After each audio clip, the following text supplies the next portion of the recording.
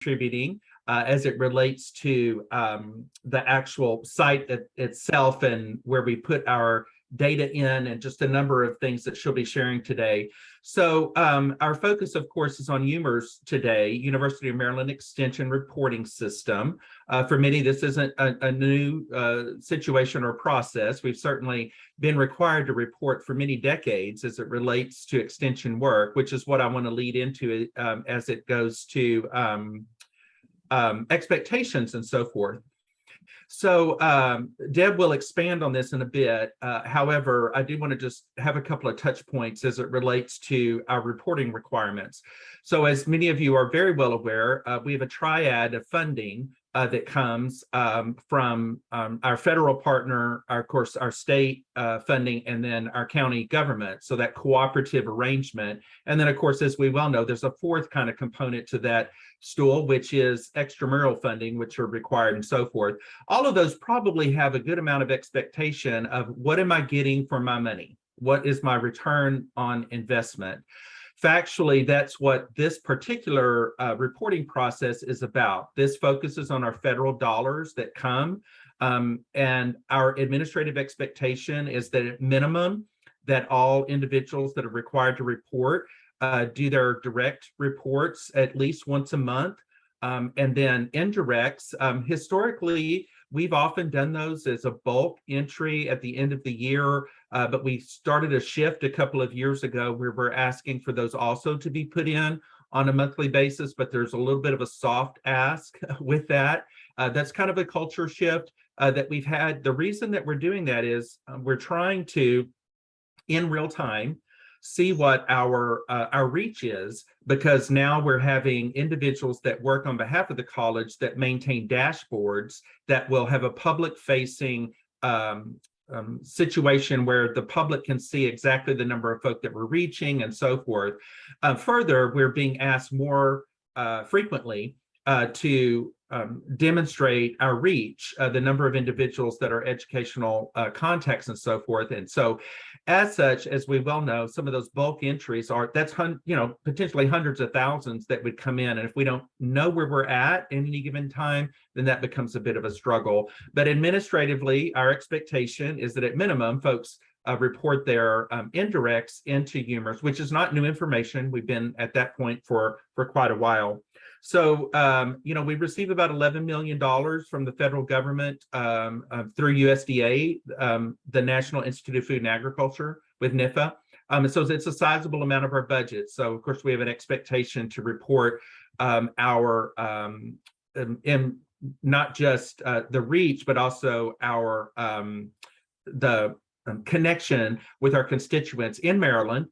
Which the last thing I'll say before we transition is I know that sometimes causes some frustration, but our UMERS reporting system is focused on our federal reporting requirements, which are aligned with our civil rights compliance as well. With that said, there's some guidelines associated with what can count as a contact and what may not.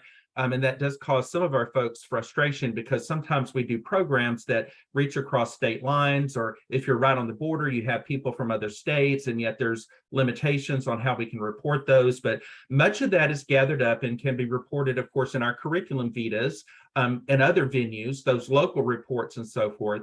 But this primarily focuses on our federal reporting requirements. So Dr. Patrick's going to get into that, a lot of that detail, and then Dee Dee's going to help us, understand the mechanics of where we put it all in and so forth here in a bit. So Deb, go ahead.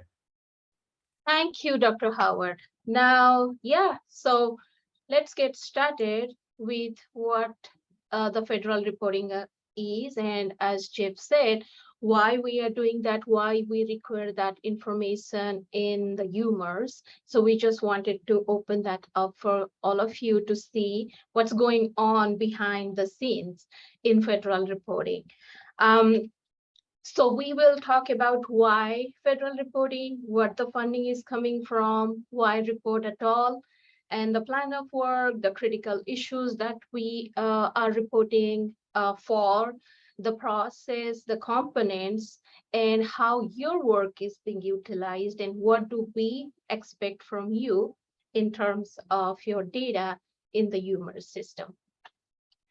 So as Jeff mentioned, we do have a lot of funding sources, and all of these are listed. Here are capacity funds.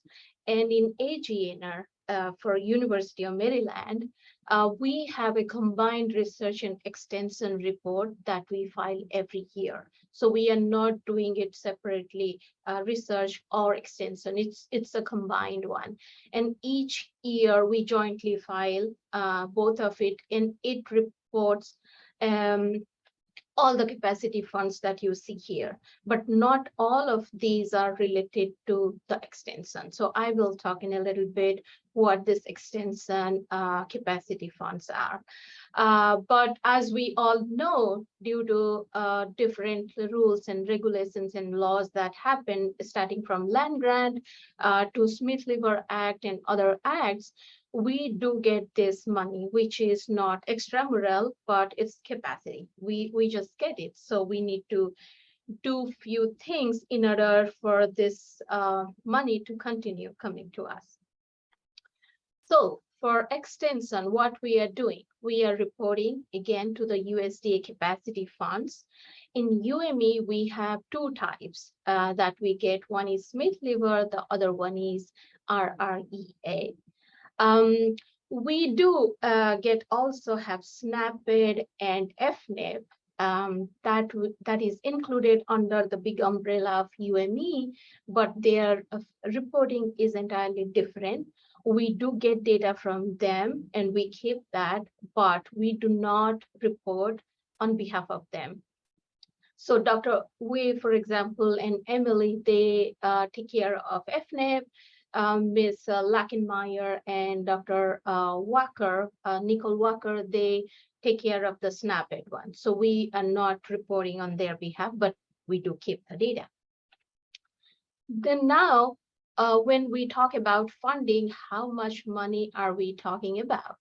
So if you see the 2023 budget, which I got from our finance offices, we have about 6 million rough state funding, 5.3 county funding, and then 11.5 around that million federal funding. And we know that SNAP-ID and FNAP are included under that. So we are talking about this much amount of money, which is nearly 22 million. And then we definitely do not report directly to all the monies involved here, but quite a bit of that. And if you would like to have information on or want to see this is all public record, what kind of money is coming, which county is getting, and they do have a beautiful dashboard that Jeff also mentioned about. You can yourself access and play around and see what kind of money we are getting. So why report? We know that this is all capacity fund. So if we are getting some money, we are accountable for that, what we are doing with that money. So we need to report for that, for the accountability. And then continued fund. If we are not going to report against the money that we are getting, we are not going to get the continued fund. So that's why this whole federal reporting process. If we fail to do that each year, we are not going to get that money, and all our projects will be stalled. This reporting also helps us better planning for an organization. So we do have due dates for different things. For example, your IEPs are due on November 14th to UMERS, to DD. And why did we get that date? Where did we get that date from? So those are again informed from the way the federal reporting is going on, or the system that is working behind the scenes, and just we need that kind of information by that date so that we will be able to efficiently file our report each year. So that gives us that planning of the whole organization that's been going on. Just to give you a glimpse of how that date works, the reporting cycle of NEPA, that we work now. This is a new system. As I was coming in, they rolled out this national NIFA reporting system, which is national reporting system for NRS. And as you could see, and we are walking back now. For example, for this year, we started out with the plan of work, which was due September 1st. And then we have other things to report. One is the extension results from the perspective of UME, which is due March 1st. Annual report of accomplishments, again, a joint report between research and extension, which is due May 1st. And then we have finance reports. Of course, we don't do that. It is our finance people, Ms. Jessica Vernon and their group, they do that, which is February 1st, the due date. So these are some of the deadlines that actually gives us this information on when we should be planning internally for our organization, so that we get all the data to report by these dates, which has been specified under the NIFA guidelines. And this is how the NRS system looks like. It's from my profile, and we do have a plan of work in place. We have critical issues that has been listed. We do have annual reports, projects and programs, and then we have so many other information within this system. And we go and upload all the results that we get from UMERS in different ways to file a report each year to NIFA. Now let's go and see what is this plan of work. Plan of work is basically you plan your work and work your plan for the next session.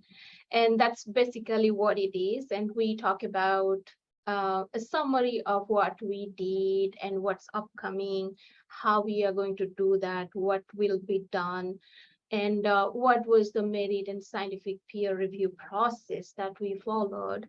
Then what are the stakeholder input that we have collected, the methods that we will be utilizing, the critical issues, because that changes maybe one after the other years, or depending on your strategic plan of the organization, that also changes.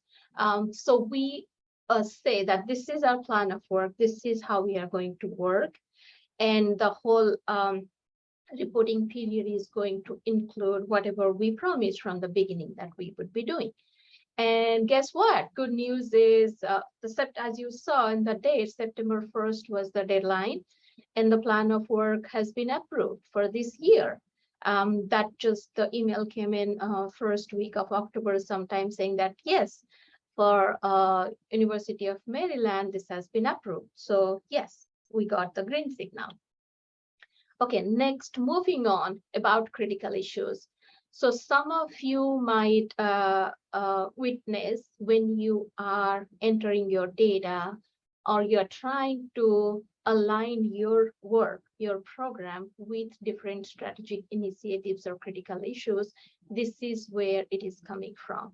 We do have some critical issues as advocated or designed by the national bodies throughout the US, and AGNR, through their strategic initiatives, they identified 5 different issues, critical issues that they would have strategic initiative for. And as you all know, the recent Cornerstone event was one of such critical issues: optimize urban environments through design, green technology, and community engagement. And they have been doing different Cornerstone events on different strategic initiatives. So as we function within an organization, we also take these priorities as part of our work. And then system-wide, we try to answer to all of these initiatives, try to contribute, try to show that we my work is featuring in these initiatives, or what I do belongs to these critical issues. So at the end of the day, when we do the federal reporting, we know how many people or how many programs are under each of these critical issues. If we, let's say, report 20 projects under sustainability, and we do not have even a single one on improving human health or nutrition, then this is entirely lopsided. So we need to see that balance, and that comes through our different programs that we are doing. So I'm definitely not going to go into the details of the initiatives. You have seen this picture quite a bit of times, and the strategic initiatives and how they correspond to the critical issues in terms of UME, how we are functioning for all that. Okay, now coming to the process of reporting. As you know, Dr. Howard gave this training on IEP, why it is important, how to go about doing it, and including the features that we have online, that systems that exist where you are going and putting your information in. That is due to us in November 14th. And then your impact statements are due in January 17th. And the federal report is due in March. So between January 17th and March 1st or end of February, you can imagine our situation. Then we would be taking all the information into account, which comes through the system. So Didi and myself are on overdrive at that point of time. So what kind of information we are getting? Do we need some extra information? So we go and search other databases, other contents from different aspects besides what's there in the UMERS to figure out, are we doing a good enough job in terms of the federal reporting? It's all because we will get continued fund if this get approved. So you see how much time we are getting and what we are doing and why those dates. Okay, so some time back, one of the educators, Dhruti Patel from FCS, I was asking her to come up with a graphic designing all or bringing all the major P programs in UME with our AGNR initiatives and all other programs, the major programs within Big P programs that are going on around. And we often report based on these to one platform. And she did a good enough job in bringing everything together. As you can see here, we have 4 Big P programs: forage, egg and food system, environment, natural resources, and Sea Grant also comes under that, family and consumer sciences, and we do have SNAPED and FNAP under that.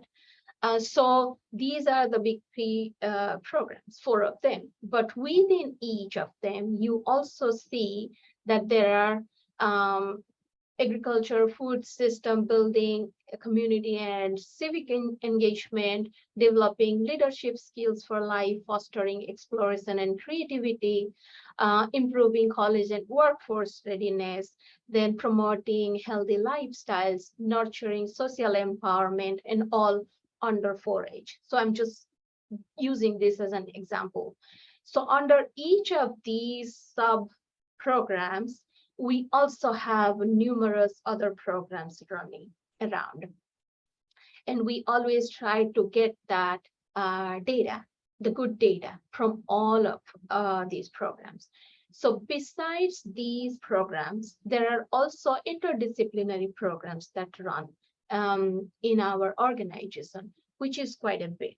So sometimes I see that, oh, maybe we will talk about that in next month when we discuss in length about the expectations for impact statements. But there are quite a few people, those who would relate their work to 4 different critical issues.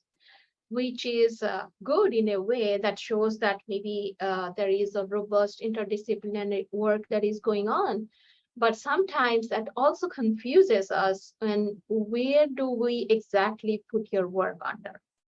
So we can talk at length about that, or how we can be better informed to relate our work to one of these critical issues or two maximum, and then what we are doing under each of these categories.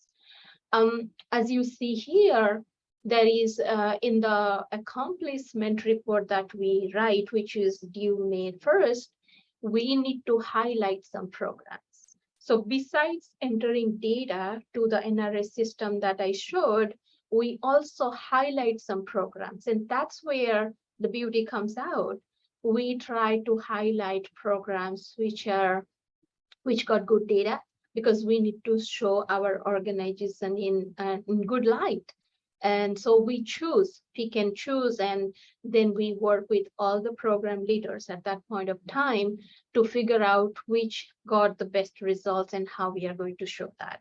So these are some of the major programs that we talk about.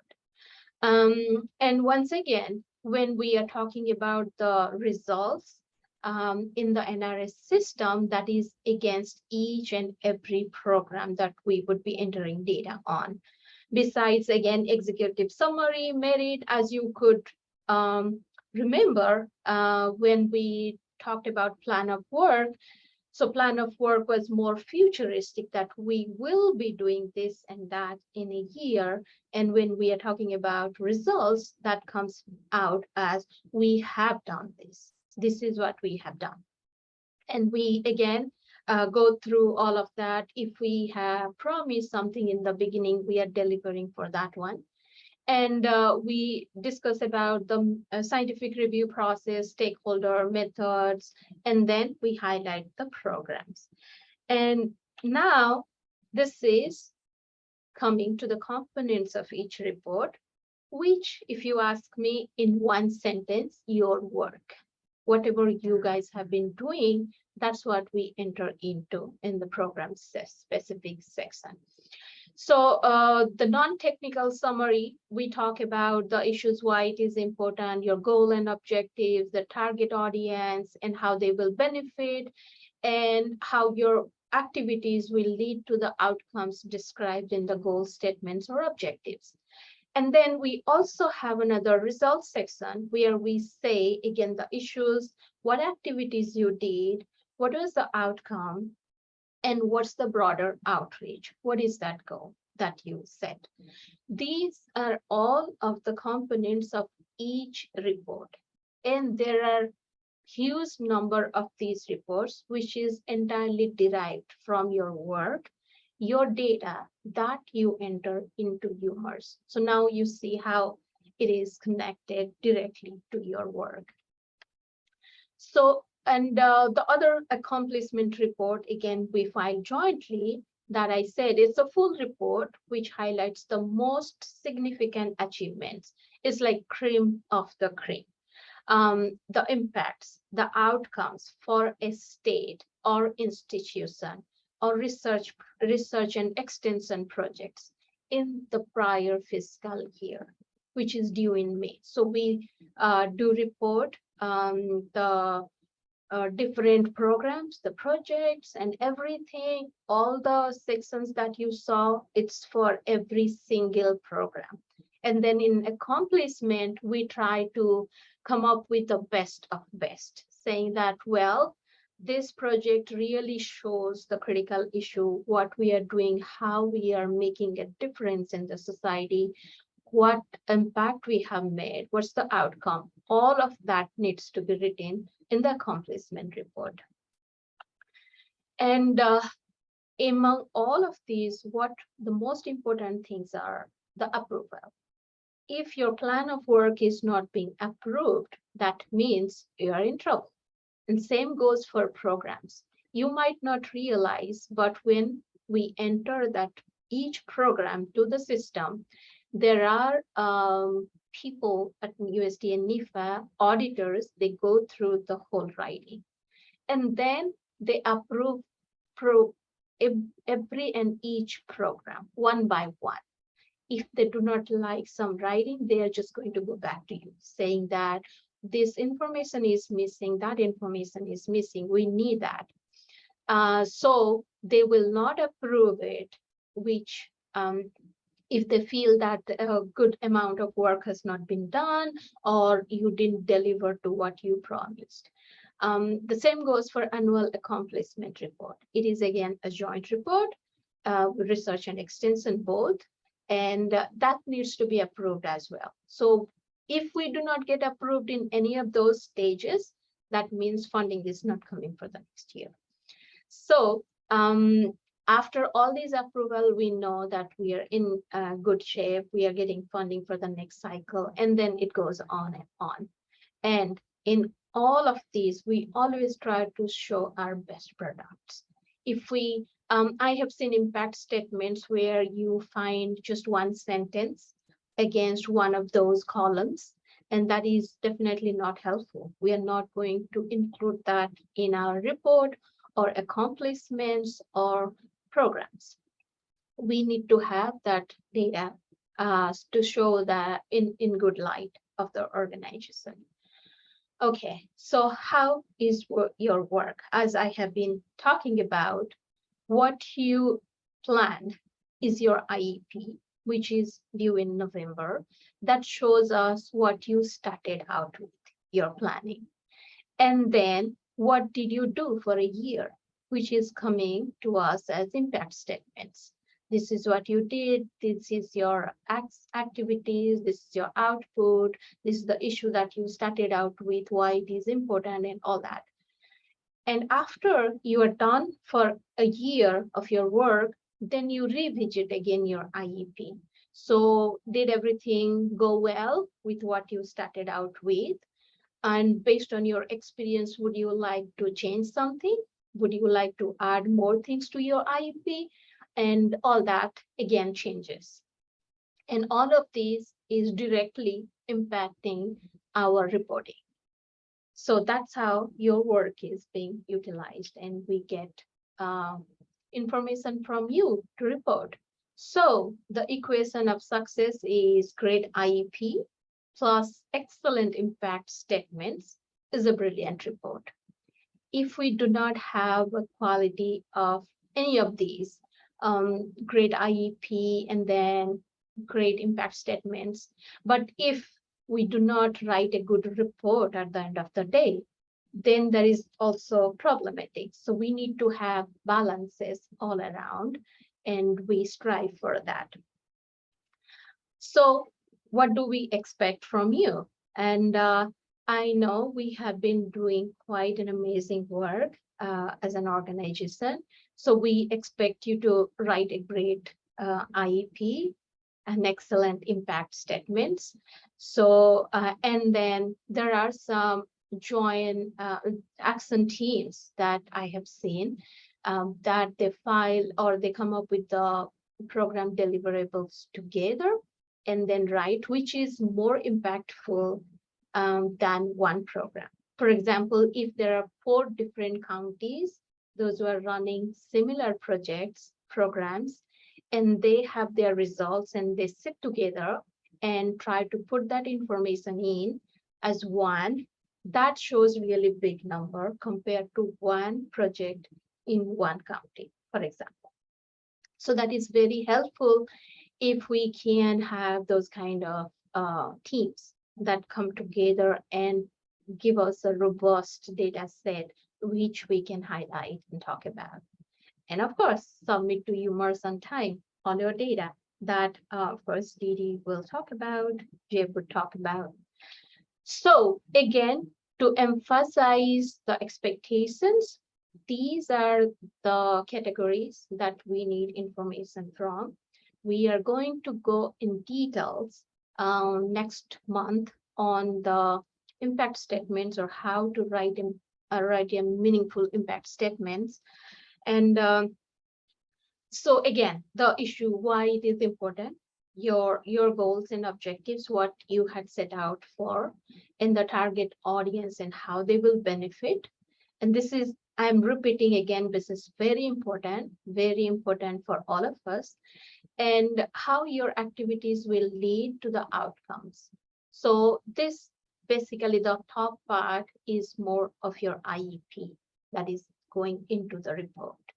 So you are saying from the beginning, without going to the field or without doing that programming, these are the important things and expectations.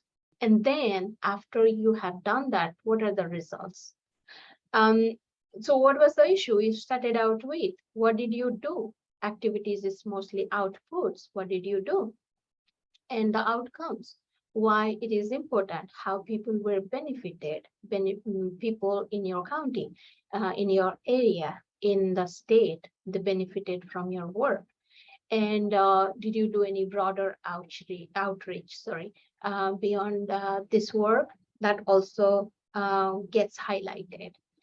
And during this COVID, they also introduced this other comment section. And during the trainings from USD and NIFA, we were told that if you see a program which was doing really beautiful, amazing throughout, and now because of COVID, there are some impacts, then you can state that so in that comment section, saying that there are COVID impact, we were unable to have this in-person contact, for example, but then of course we are resilient, we got more people on board through Zoom and other online platforms, and we got good results. That also we have showed.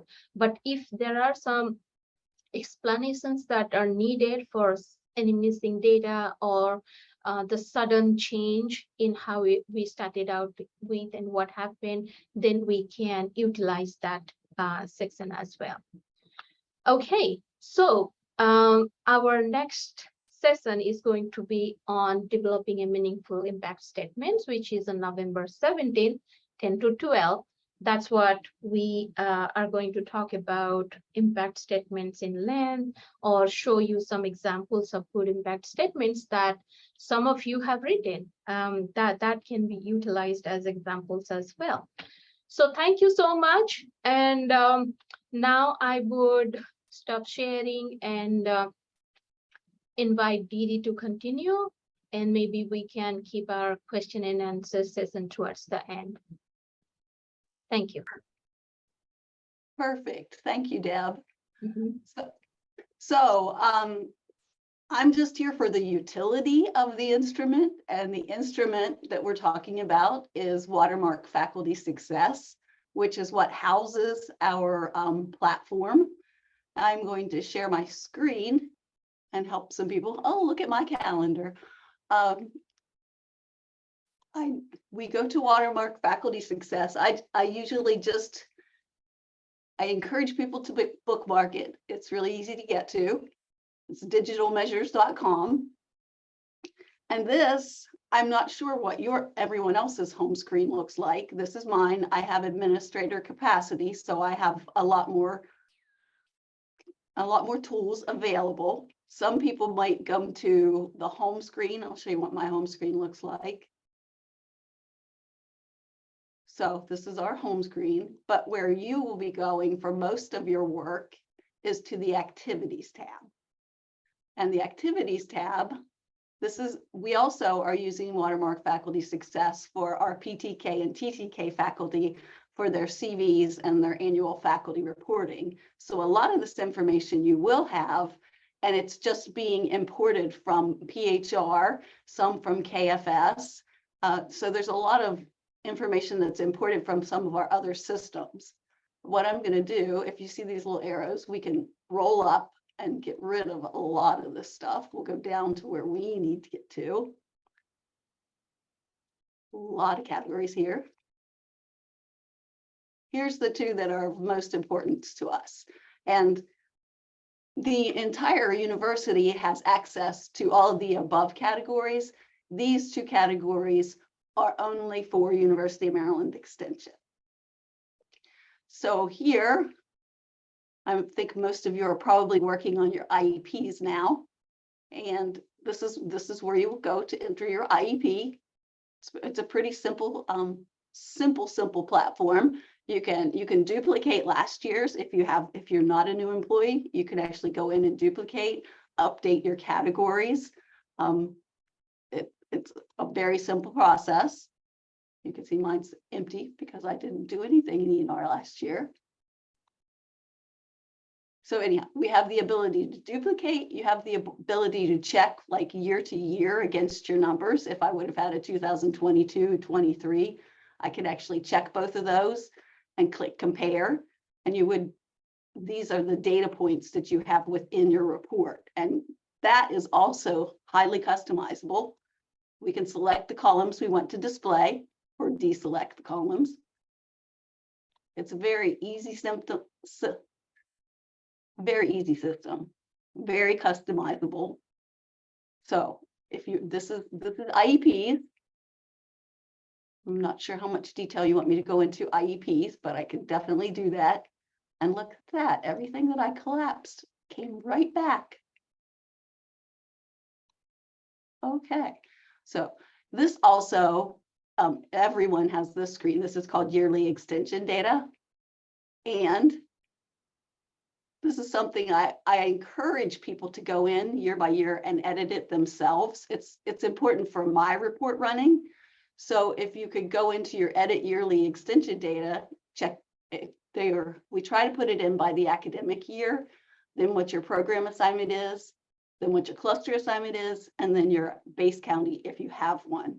I would really encourage everyone to do that. If you have any issues with that data or entering that, please contact me, because I run a lot of reports based on this data point. And it used to be imported year to year at the campus level, and they have stopped doing that. So we have to do it on our own each year. That's our yearly extension data. And here we go back. Now this is the big piece that we're talking about, our numbers, our reporting. I've been talking a lot with Dr. Kim, and she is very concerned about our numbers and our reporting. And we know some of our numbers are down because of COVID, but we also suspect a lot of our numbers are down just because people aren't reporting their numbers. And we really want to stress the importance of reporting your contacts, your direct and indirect. Our numbers are embarrassingly low, and Dr. Kim and I, well, she's actually hired a couple grad students. We're combing through the raw data at this time just to see if there were some flaws in the system. And we've also been talking to a couple different states about the systems they use to collect their data. So I have a feeling we're going to have a few changes, but for right now, we just need to make the system that we're currently using work as best we can and be able to pull the data that we need for the reports that we do. So for our direct events, which is probably what most of you will be using the UMERS for your activities, your teaching events, we would go in. I don't have any, should have did one, but all we would, just to start, all we're going to do is say add new. And this gives us all the reasoning behind why we capture the data that we capture. It's pretty detailed. And then it's also, this is where you would enter the information that you gathered from the teaching event, the class or workshop that you did. I think I might have skipped a step. I wanted to share with everyone the actual documents that you could use to collect that data. So, like my screen. These are well, number one, this is the data collection policy. This is why we collect the data we collect, and Deb was good at explaining that to us before. It is definitely because of the money that we receive from federal funders. Goes into a lot of detail why and how. This one I hope people have seen. This is where we gather our race, ethnicity, and gender information. And we should be distributing or collecting this information at every event that we are teaching, where we're delivering programs. There is also, some people really don't want to identify, and that's fine. There's a category, there is actually a checkbox for that, but we highly encourage people to identify. It's confidential. We're not collecting any names, any other data on this sheet, and we do that purposefully. The other sheet that we will be using is the participant contact sheet. And this is where we gather that at the local level. So this is where you would be gathering your contacts that are attending your programs. Hopefully everyone's seen these documents and are utilizing them. So we'll close those and go back into UMERS. So, and I apologize in advance. These are really, it's a lot of information we ask for, and it's cumbersome. I admit it. I don't see any other way around it. We've talked about it, and this is the information we need to gather. So the first tab would be our county. It's a drop down. You choose your county that you were teaching in or gave the program from. The piece I feel like I'm insulting people when I tell them this, but we've had a lot of problems with the data and forever. These two columns, adult plus youth, I wish would sum. This is an archaic database, so you really have to manually do the sum of adults and youth and make sure that they equal indirect contacts. Same goes with the sex of the participants, male plus female total. These columns do not total themselves, so we really ask you to check your numbers. Same with ethnicity and same with race. I feel like it's insulting to tell people you have to add up and make sure the sums are correct, but that's our reality. So if you do deliver the program in more than one county, there's the ability at the bottom to add another row. And there you will be able to put in the information gathered from the additional counties. We have the ability, because we have 23 counties in Baltimore City, to add 24. There will be 24 rows. I've seen a couple like that. That's amazingly cumbersome. So this is where we actually do our program description. We enter our start date and our end date. And here's another one that we've run into a lot of problems. If this truly is a one-day event, please enter the start date and the end date, even though it was only a one-day event, because if we don't enter the end date, that shows that program as still occurring. And when I run reports current, if this was done in 2014 and not closed out in 2014, this information would still be gathered for each year. I try to go in manually and clean this up each year, but it takes a lot of time. And here's where Deb was talking about our initiatives. We ask you to choose at least one, no more than 3. We do have the option, if you're not sure, to actually say, I don't know. It's not a problem. There's our big P's and our little P's, like Deb was talking about. We can go through all those. And here's where we ask people to check all the ways that the delivery methods. If it was a conference, if it was Access or a fair, field day, 4-H camp, in-service, multi-sessions, one-on-ones, single sessions, and always another. If it was something that doesn't fit in those categories above, there is also the opportunity to explain what the other was. And we do gather this information as well in our reports. We ask if it was multi-session. And you can choose how many sessions. And then we're asking for accommodations with persons with disabilities or limited English proficiency. And we know there are, we do have accommodations for our clientele, and this is really important data. It's a really important data set to collect. So it could be curriculum, it could be enlarged text, it could be interpreting, it could be locations, meals, the actual physical location, the space, translation, sign language, wheelchair ramp, a lot of those. And you can check as many of those that apply. And there's also, again, always the explanation of other if you need that.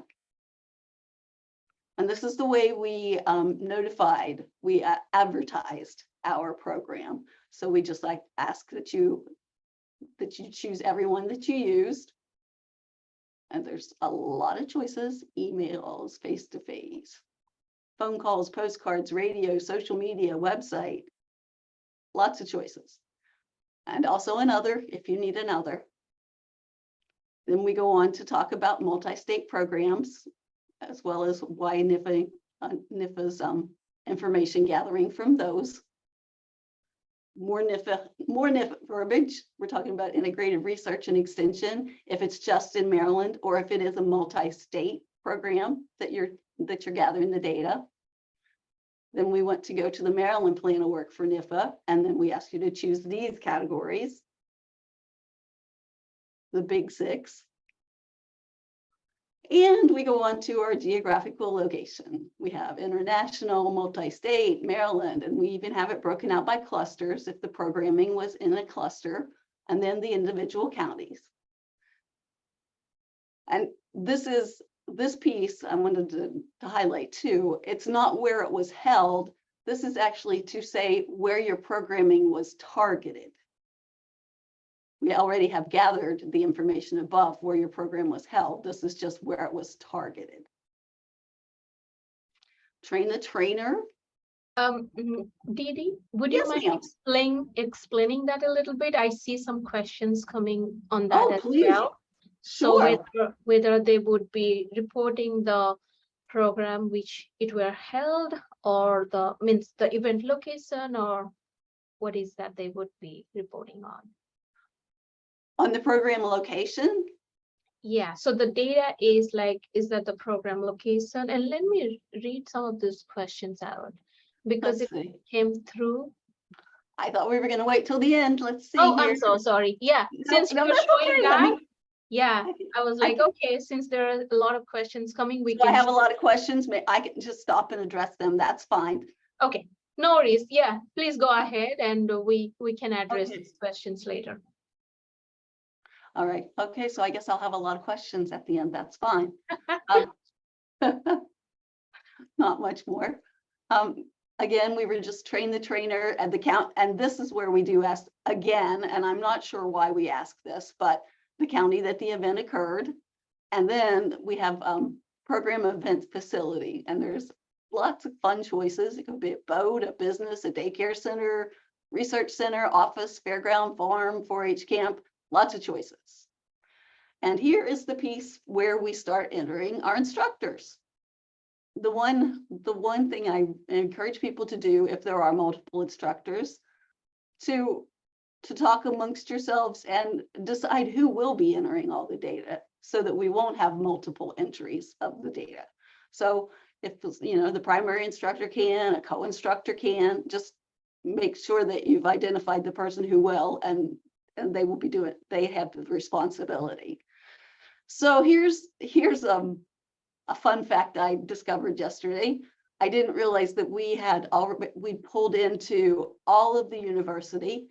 So when it's a pull down for our primary instructor. When I pull it down, I find out that I have 11,209 people to pick from. Not going to be easy.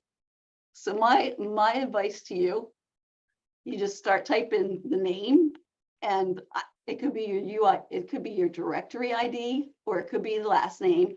If I start typing my directory ID, there I come, just like that.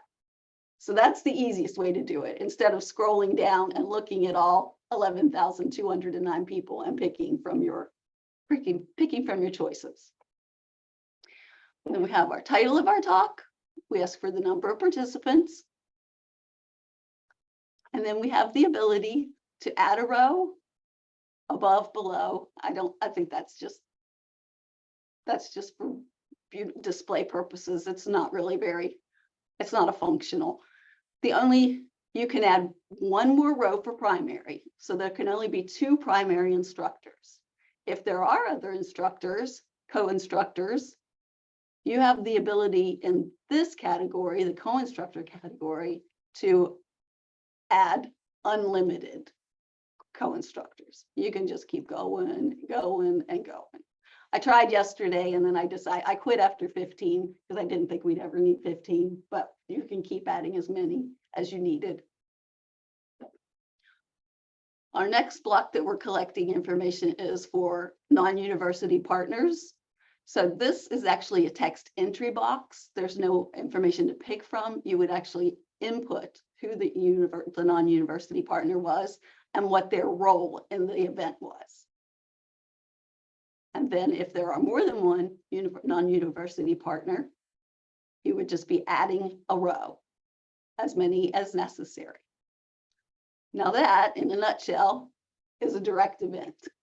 And I recognize it is a lot of information. And so if you want, Deb, I can start addressing some of those questions. If you want to help me with that. Yeah, let's do that, Didi, because there are some questions. I can read those out to you. Sure. And you can see. So, Krista, would you open your mic and ask? That would be wonderful.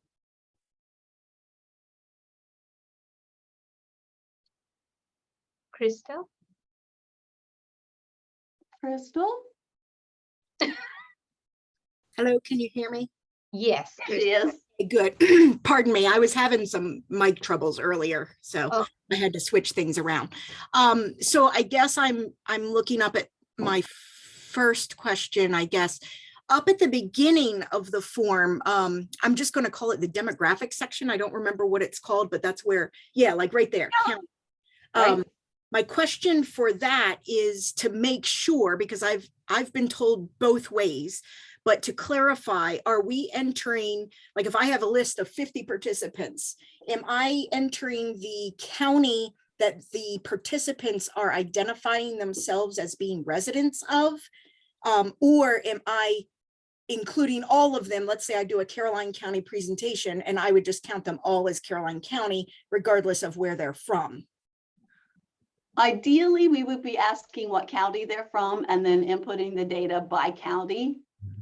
Okay. But I recognize that that's not always possible, and we just do the best we can. Crystal. Okay, and so tagging on to that, I believe one of the other comments made by somebody else was that, is there a way for these things that we really are supposed to be trying to capture could be all included in the form that they fill out? Like, what was the person saying that we could include it on? Maybe it was the Qualtrics survey or something like that. I'm scrolling up. I don't see I it. asked about if you could put it on the teaching effectiveness. There you form. go. Yes, I couldn't remember what form it was you said, but that's perfect. Like if That's- we're already supposed to be getting teaching effectiveness, maybe we could also have them self-identify with their county and the demographic information as well, all in one thing. That would be perfectly fine, and that's a great idea. The only thing we have to keep separate when we ask them to identify is we can't take any personal information. So if you're asking for the name, phone number, email, that can't be on the same sheet.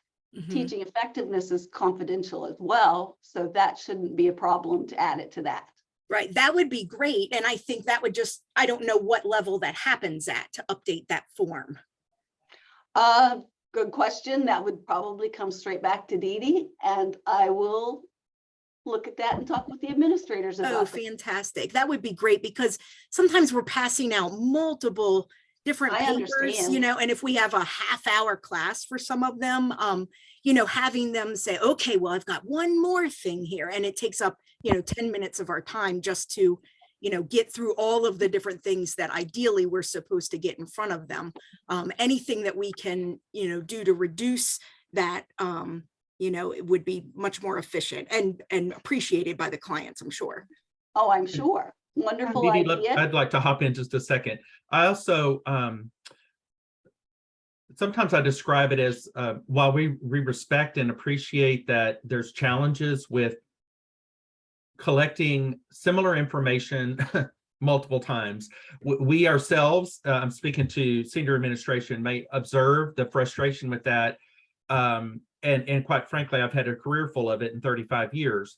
The challenge is that some of these different pieces are focused or intended to focus on different required reporting. So the note about teaching effectiveness, of course, that's a provost required component that we have to provide those ratings for. And so that there's a clear and intended purpose with that.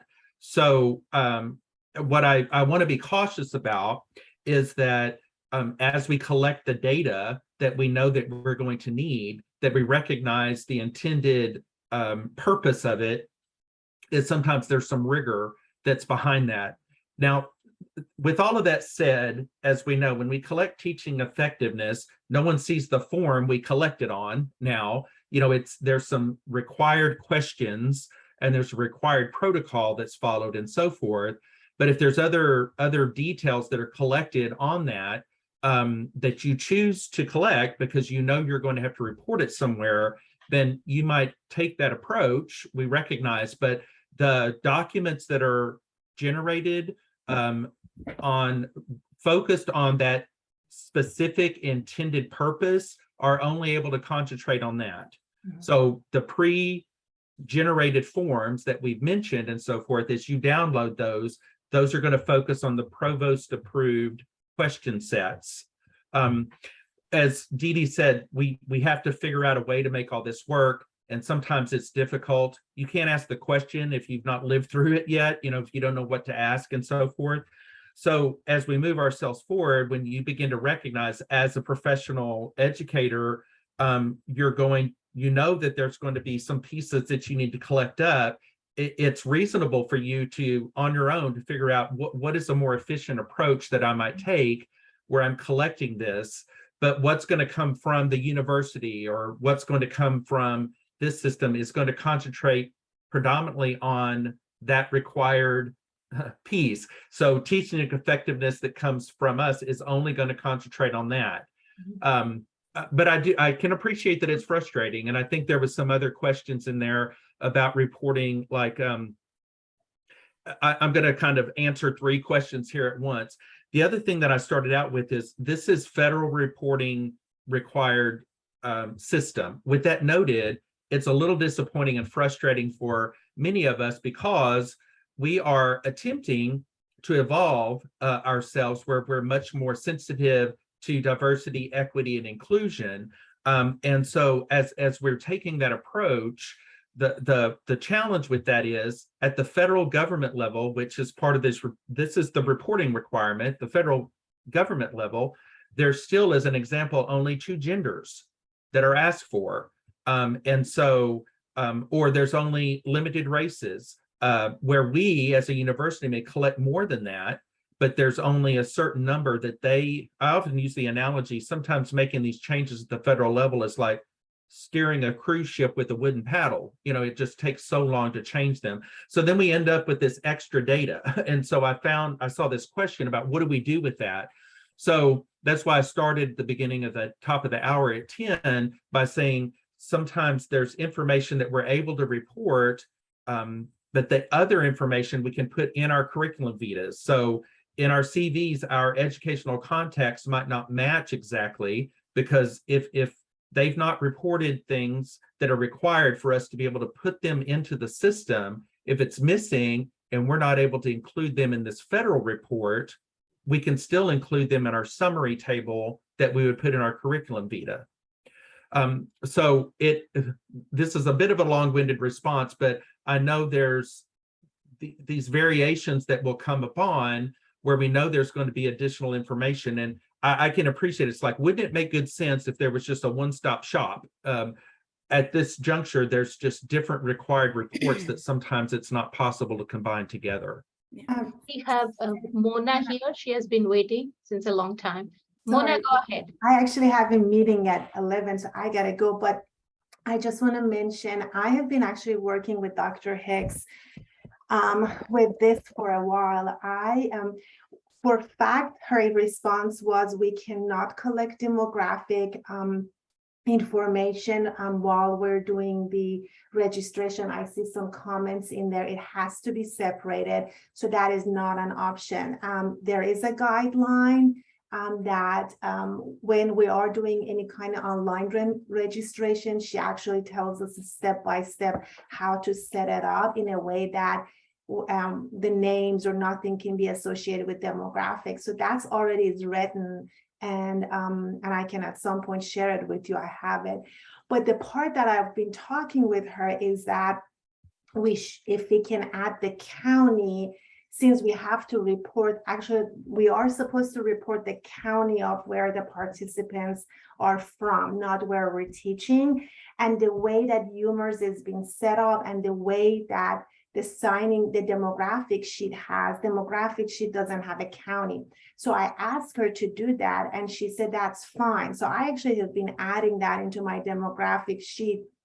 So then she said that they're working on updating the demographic sheet and some of these items on the UMERS, but I thought it was supposed to be fixed by this year. That's what I've heard from her, but I don't know. I haven't followed up since. So I just kind of want to let you know, because I've been going a lot back and forth with Dr. Hicks, but that's all I was going to mention. So sorry about that. No worries. Thank you, Mona. So Crystal and Matt, yes, the number we are talking about is compared to different years of UME itself. So let's say what happened in 2020 and then 21 and then 22. So that's the comparison we are talking about. And the number has declined. And we did see some good results on online and virtual programs that ran during the COVID, and we got good data. But then in some cases we did. And now we see that it's probably not COVID impact since we are back again. So we were just thinking about that. It is not compared to other universities or nationally, but it's within us. The other piece I'd like to touch on too, in my meetings that Dr. Kim has included me in lately, we're looking at a couple other different systems, much easier than paper-based registration, online registration collection that would also collect that data. And we've seen some really good examples in some other states. So I'm really excited and looking forward to being able to change the way we collect our data and making it much easier. So there's that piece. So what's our next question? Thank you, Didi. Yeah, it's just I see there was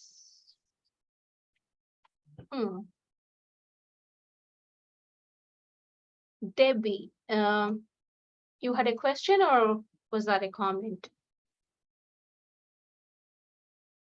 I have several questions. One at the very top where it says the county that you put it in, we've always been told that that's the county that the individuals came from. And Yes. then also, what about people that attend our events that are from out of state? We don't capture that information for our federal reporting. That you can capture in your CV. You can actually put it in your CV, but for our federal reporting, we don't capture that data. Okay. And where you say that the program event target, that's the location of where the event was held, and what if you're a statewide program? Well, that actually, there is the ability there. What it actually wants to know where you would like your audience to come from. So it's the targeted audience, whether or not it's across the strait. See, like It even gives you the option international or multi-state. Okay, Now, even though your event was targeted to those areas and drew an audience from those areas, the only thing you'll be reporting in this report in the direct events would be the Maryland residents. okay. And when you have indirect events, Mhm. are you gonna go over what any differences from that than this form? I wasn't planning on going on through the indirect events. I certainly can. You're not going to have a way to filter out where the locations for your participants or your audience, I should say. Okay. That's a much bigger number. And we And if- recognize it might not be it might be more than Maryland. If you have individuals that care not to share their demographics, Mhm. then the total, would that be those that did share or those that, or the exact total? I would still use the total, the exact total. So then We that capture so every then the numbers participant. won't necessarily add up. Exactly. Yeah, Okay. we really want our numbers to match. And, people certainly don't have to identify. Okay, thank you. Thank you.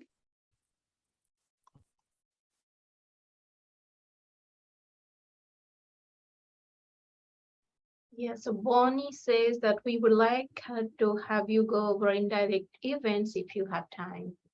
I can do that. Are there any other questions for direct?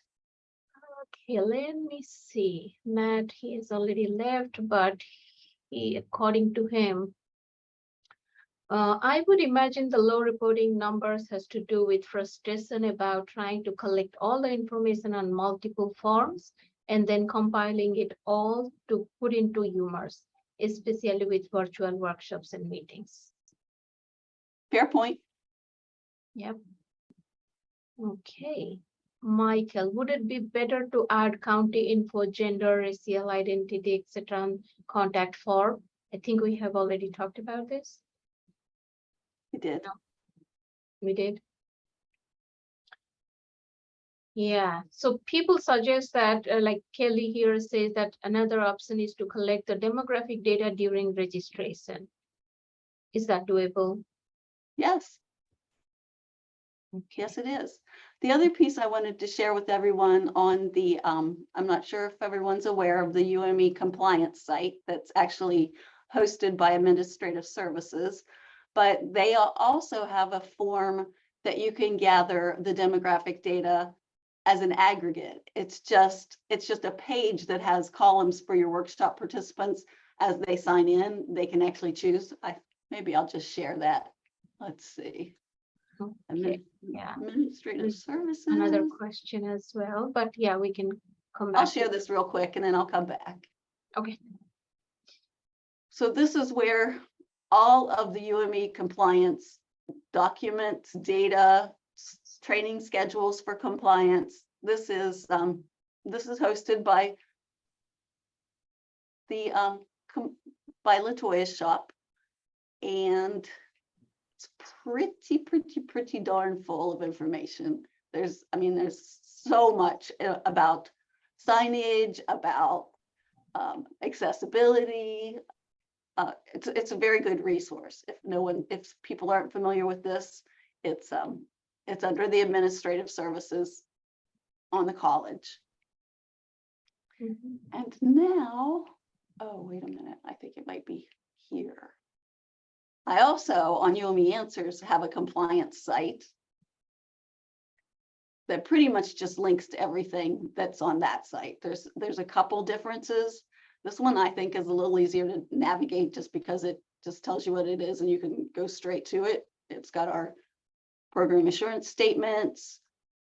It has it has some of the hard copies that you would need.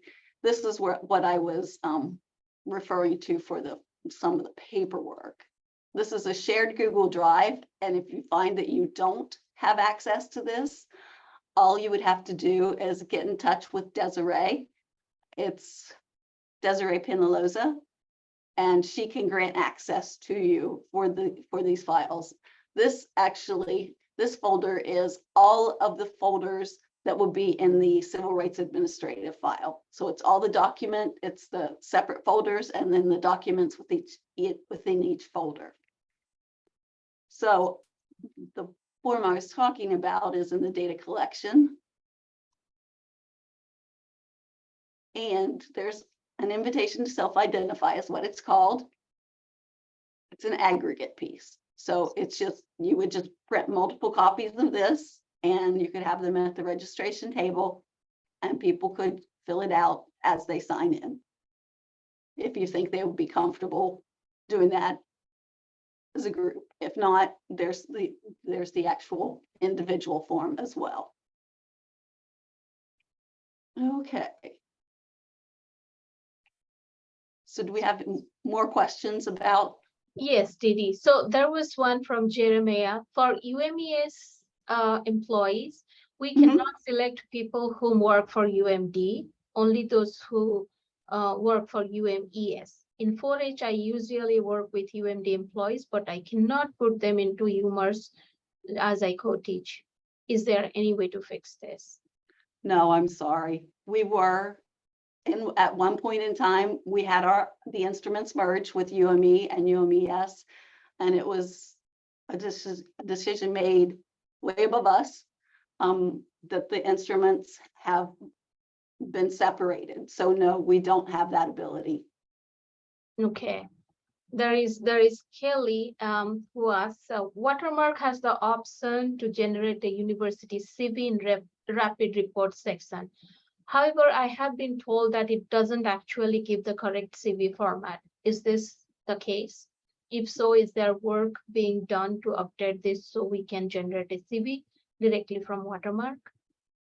Yes, she's correct. It's not the correct format, and that is being addressed at the campus level. Okay. They're aware of it and they do have some programmers working on it. Okay. Thank you. Mhm. So yeah, I see Crystal and Mark, I think their questions have been answered. Okay, and I think Jeff has answered to some of the questions here. And I'm sorry, if anybody else has any other questions, please chime in. And you can directly ask your question, open your mic, or you can put that in the chat box. I did see that some of them have already been answered and some of them have already spoken out about it, but others can just, go ahead and ask. Okay.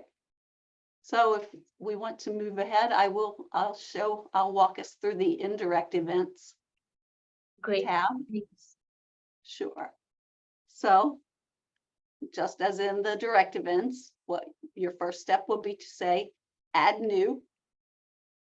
And then this piece we do encourage people to do monthly, every month, instead of having to go through at the end of the year and try to break it down month by month, what you think your audience might have been. So you would click your month, you actually input the calendar year. You would have to be doing text entry there, and then be choosing the area of focus. So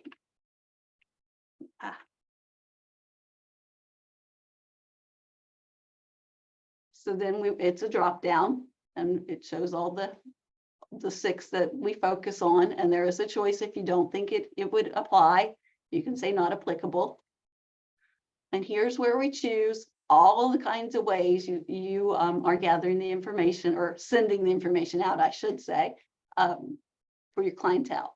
So it could be the extension for Ask an Expert, newsletter, newspaper, social media, an email bulletin might have been set out, TV or radio programs.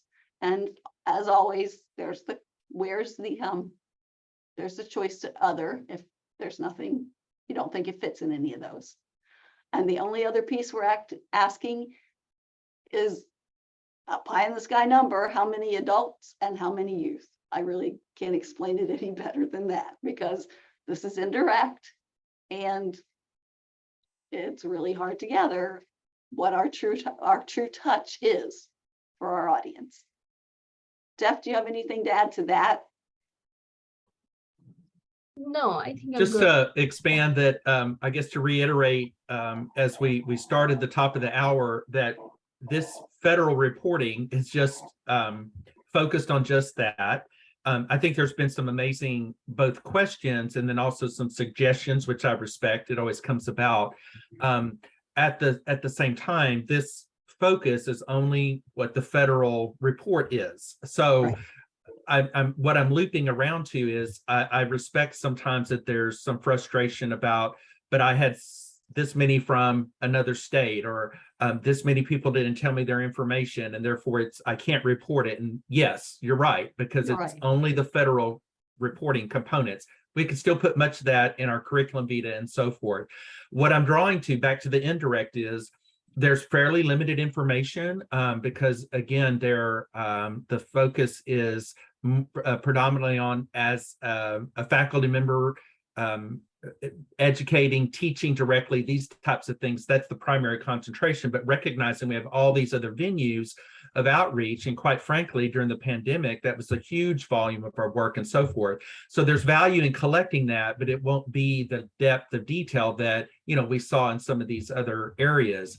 And so I recognize sometimes it's frustrating to have collected that, but then there's not really anywhere to put it. But again, you can aggregate that in your teaching, in your curriculum vitae and so forth, to demonstrate to your direct supervisors, the broader reach that you had. Right. Thank you. So, I have a question just for clarity. Is that okay at this time? Sure. Yeah, Bonnie, yep. Great, thank you. So with our Facebook post for 4-H, we send out usually on a weekly basis, and it's a closed Facebook account. So it's the same individuals. And as far as our text messages updates that we send out on a weekly basis, it goes to the same individuals, but it's different information each time. So do we collect in the course of the month, just for clarification on that, those numbers? So let's say we have 240 on the first post, we count those 240 again if we send it out 4 times in that month, or is it just one for that month of 240? That's a good question, and I truthfully don't have an answer, Bonnie, because I'm not into that piece of the data collecting. We Okay. can find out. So I have a thought or an approach, and it's more of a if in fact what you're putting out, think about it in the context of the information that you're sharing. As an example, if we were doing an educational workshop and we did a series of workshops, but they all kind of connected together and so forth, we more likely would report that under one umbrella of, okay, so similarly, if on Facebook, if you're using that as an educational tool, for outreach, then if it's different subject matter components that you're sharing out, if it's kind of you're starting another series of information or something, then it's perfectly acceptable, to include that. Now, what I'm saying is the reach, the number of individuals that have accessed our educational information via that platform.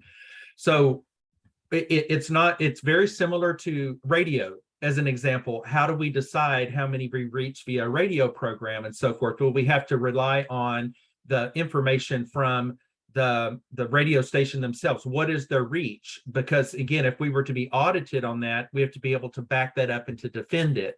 So similarly with Facebook, if you're putting that information out and you're wanting to have some defensible mechanism to say, yes, that was part of my indirect, well, we have to, how many likes do we have? How many people are following that and so forth. So you have to have that backup information. But if it's different, if you do multiple postings, different areas of focus and so forth, it's reasonable to draw on that. That's really the only kind of rational way we have. It's a struggle because unlike a website where we can document where somebody clicked something or downloaded or something like that, it's a challenging scenario. Not any different than television delivery, not any different than radio delivery and so forth. So Dee Dee and Deb, while I have the mic open, I want to go in. A question popped in, indirect and direct, and how do we differentiate between those? So direct contacts, that's anyone, if I'm directly, like I'm teaching in person, face to face, and they're in the room with me, obviously that's a direct contact. Well, similarly now, because of electronic means of delivery, if I'm doing a live presentation and I have people that have joined, they're joined via Zoom, you can do those as direct contacts. You're directly with them and interacting and so forth. Direct are just the venues that have been referenced. You're putting educational information out, intentional as a teaching mechanism and so forth, and you're reaching them, but you may not personally be there. That's our indirect and so forth. You're reaching them in a broader scale. So as was mentioned, sonic means and so forth. What happens now is, for instance, we have asynchronous delivery of educational materials and so forth. So we may not be physically teaching it, but they're accessing a video. So that video, if they watch my video, that's an indirect. But if I'm live teaching, then that's direct, and so forth. So that's how you kind of differentiate, between those in this context. Thanks, Jeff. I think Mary Lisa had similar question, and I would tend to think yes, because let me see the question. Would indirect also include our monthly newsletter, since the information is always different? Yeah, it's distributed through 4H online to all of our families, but also posted to our Facebook. Yes, that would be absolutely. That's a time-honored approach to deliver extension information is via newsletters. And again, the way that you defend that is you have data to back it up. People have registered to receive it. You have their address. You have a mailing label system. You have something that you can show. These are the people, that have asked for us to receive this information. So absolutely, that's a time-honored approach for indirect educational delivery.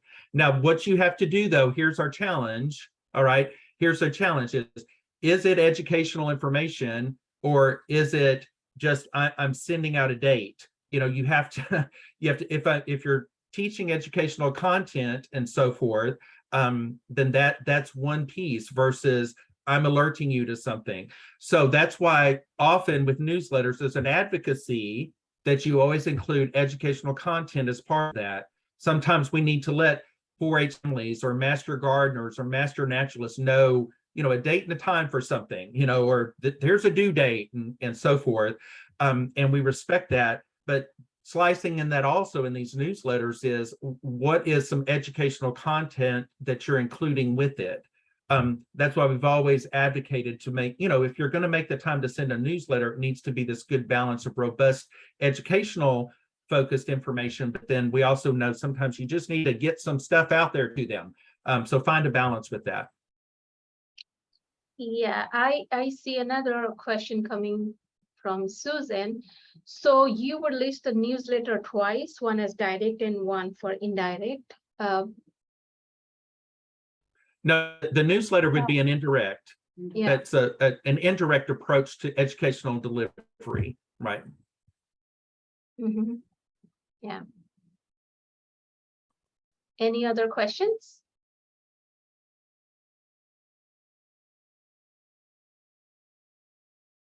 No?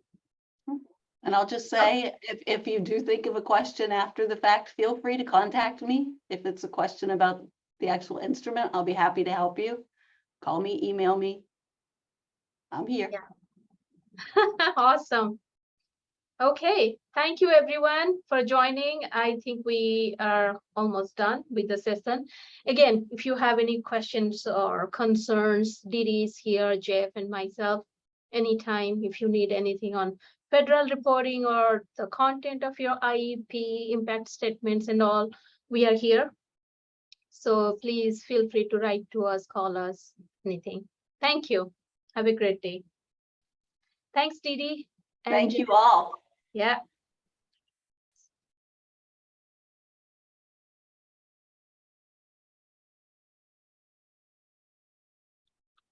Do you want to stay on for a minute or are we good? We can, okay. No, Yeah, we'll I'm hold just a just second. good. I'm good. I'm good. When I fly, I can't figure that out. Nice job, you guys. It's Bill. I'm on board. Hi, Oh, Bill. hi, Bill.